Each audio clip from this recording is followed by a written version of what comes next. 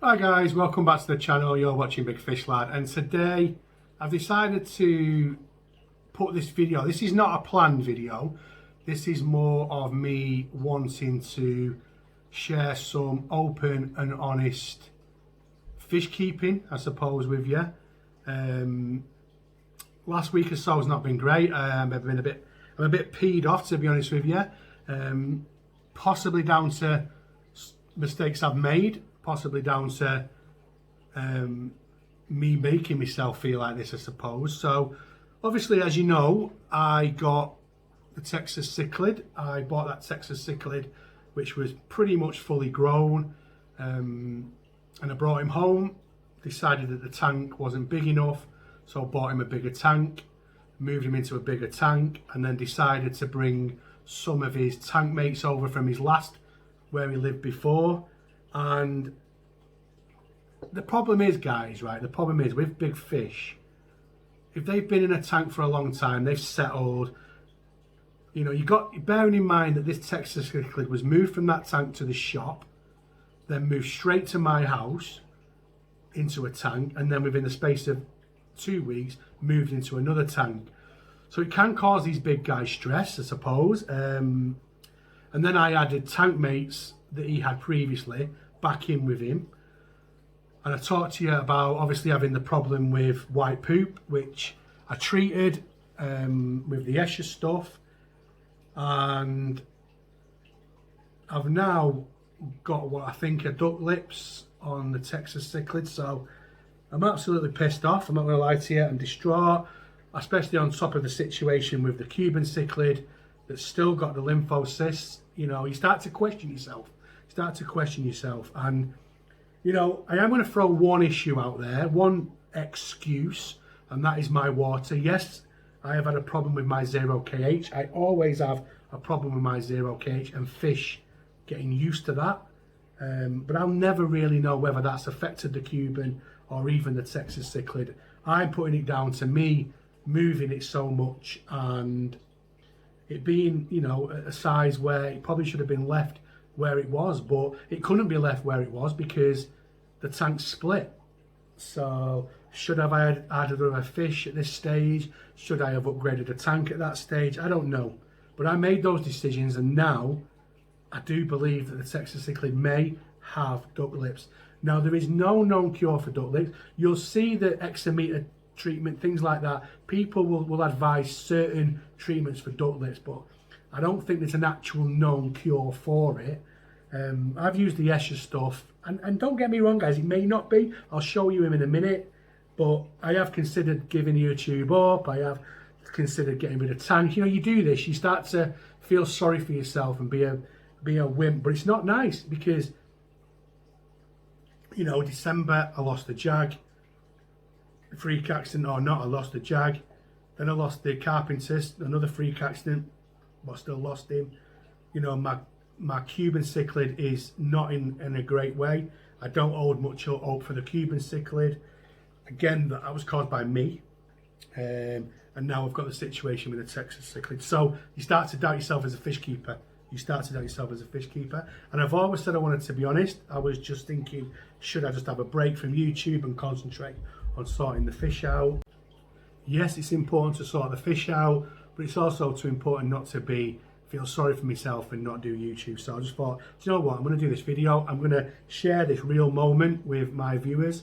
It does make you feel inadequate. It's rubbish. Because people lose fish. We do lose fish, of course we do. But when you lose fish to something that you've done, it doesn't feel very good. So anyway, what I'm going to do is I'm going to show you him, and you can give me your opinions. It's not looking good. It's very swelled. Anyway, let me go and show you. So here he is, guys. See from the side that they're swelled. Let's take it round here. Let's have a look round here.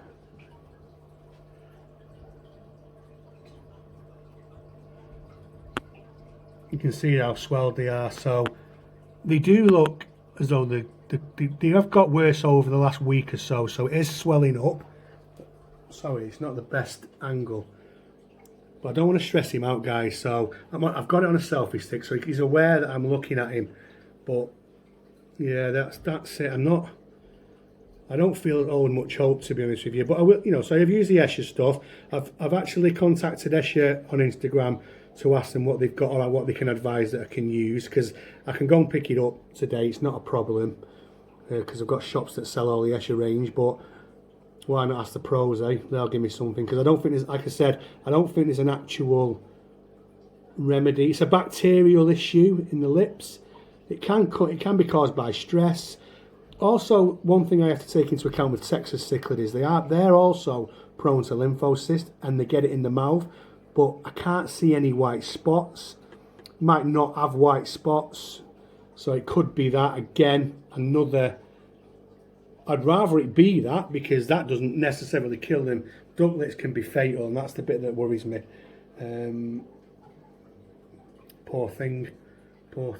But yeah, I just wanted to come on, guys, and show you. I don't want to spend too long with this stuck in his face, but as you can see the swelled lips. Well, you can tell. It could just be from battling with the new fish. The male of the other two fish is a bit of a shithead, but yeah. Anyway, let's wrap it up, guys. So yeah, like I said to you, I want to be honest. I want to share real fish keeping. And listen, show me hate, I don't care. Show me whatever you want to show me. Show me advice. You feel free to put in the comments whatever you want. But that's me being open and honest. And I've made a couple of errors with this Texas cichlid, moving them too many times. You know, there's a lot to be said in what Andy Wood says about growing them up from small and maybe leaving them in there forever. There's a lot in that, especially with Central American cichlids. I believe that some of these Central American cichlids can be quite vulnerable. Now, the Amphilophus seems to be fine in my water. You know, the Red Devil and Trimat never seem to suffer in my 0KH, but I think the Cuban has suffered for a long time because of that, but I can't move him because I'm just going to stress him out more. And I think maybe the same's happened with the Texas cichlid, because it's a whole nother video talking about KH in my water, but a 0KH, it could be less than that, believe it or not, causes pH swings, and that causes ultra stress. If you can use buffers, I've tried buffers, brings its own kinds of stresses. So unless you've had it, unless you've lived in with water like this, you never know, guys, because the world and his wife is quick to tell me how to sort that out. Well, anyway, that is another video. But wish me luck, guys, with this Texas. I am going to do my best by him, and hopefully we'll sort it out. But yeah, not a great time, guys, not a great time. Anyway, I'm out. See you on the next video.